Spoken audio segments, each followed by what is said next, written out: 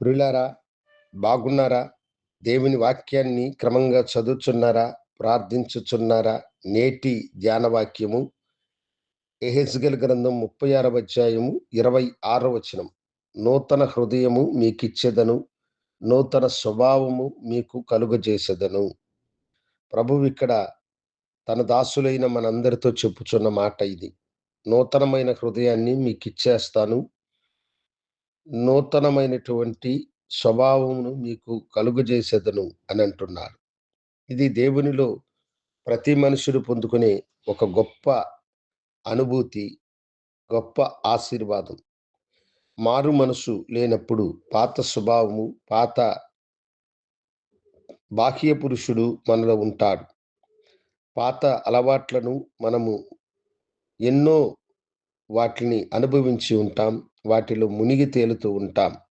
అయితే యేసుక్రీస్తు యొక్క శిలువ వైపు చూసి, ప్రభువా, నీ రక్తం ద్వారా నన్ను కడిగి, నన్ను శుద్ధీకరించి, నన్ను నీ బిడ్డగా చేర్చుకో అని అడిగినప్పుడు, కల్వరి మూర్తి తన 2 హస్తములను చాపి మనలను హత్తుకొని, మనలను ఆశీర్వదించి, తన కృపచేత తన బిడ్డలుగా ఆయన మనలను ఆశీర్వదించును.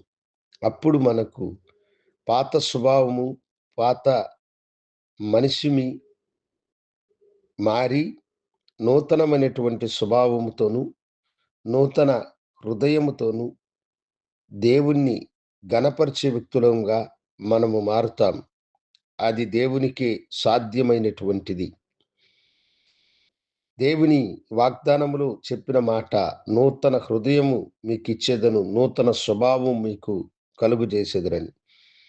అపోస్తలుడైన పౌలు జీవితాన్ని మనము పరిశీలించినప్పుడు దాన్ని మీరు చక్కగా అర్థం చేసుకోగలుగుతారు. అతడు దేవుని సంఘమును హింసించి, దేవుని బిడ్డలను చంపడమే తనకు ప్రాణాధారము అని అనుకున్నాడు.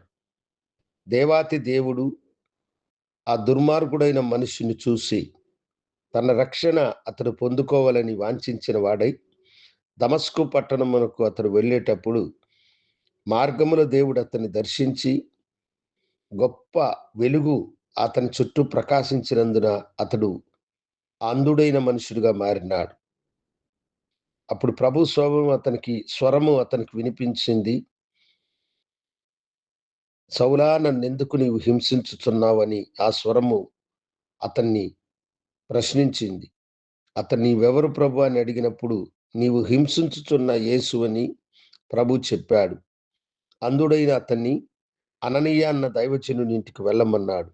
అక్కడికి వెళ్ళినప్పుడు అననీయ అతని మీద చేతులుంచి ప్రార్థన చేయగా అతని కండ్లు తెరవబడ్డాయి అని వాక్యములో మనం చూస్తున్నాం. అనగా అతని ఇచ్చతో నిండిన కండ్లు, దుర్మార్గపు కండ్లు మారి నూతన స్వభావము కలిగిన వాడై ఇప్పుడు అతడు ప్రేమ కలిగిన చూపులతో తన ప్రాణమునైన ప్రభు కొరకు పెట్టేటువంటి మనుషుడిగా మారినాడు. ప్రభువు అతనికి నూతన హృదయమునిచ్చినాడు, నూతన స్వభావమును కలుగు చేసినాడు. దేవుని వాగ్దానమును విశ్వసించిన అతడు ప్రభు కొరకై గొప్ప పరిచర్య చేసినాడు. అవును దేవుని బిడ్డలారా, ఇంకా నీ పాత స్వభావమును నీ విడిచిపెట్టకపోతే, ఇదిగో దేవుడు నీకిచ్చే నూతన స్వభావాన్ని పొందుకో. పాత హృదయము నీలో నుండి పోకుండా పాపంతో అది మలినమై ఉంటే, ఈ దినమే ప్రభు అన్నాడు, నూతన హృదయము నీకిస్తానని. ప్రభువా, ఆ నూతన హృదయమును, నూతన స్వభావమును నాకివ్వమని అడగండి. కల్వరిలో ఆయన నీ కొరకు కార్చిన రక్తం ద్వారా దానిని మీకు అనుగ్రహించును. అలా కావాలని అడిగే వారి కొరకై నేను ప్రార్థిస్తున్నాను. నాతో కూడా ప్రార్థనలో ఏకీభవించండి. గనుడా, పరిశుద్ధుడా, నీకు వందనాలు. ఇదిగో నీ బిడ్డలకు నూతన హృదయమును, నూతన స్వభావమును మీరు వారికి అనుగ్రహించి, వారిలో ఉన్నటువంటి ప్రభువా రాతి గుండెను అయ్యా తీసివేసి మాంసపు గుండెను వారికిచ్చి ఆశీర్వదించుమని యేసు నామమున అడిగి వేడుకొంచున్నాను తండ్రి. ఆమేన్. శుభోదయం. ప్రభు మిమ్మలను దీవించునుగాక. ఆమేన్.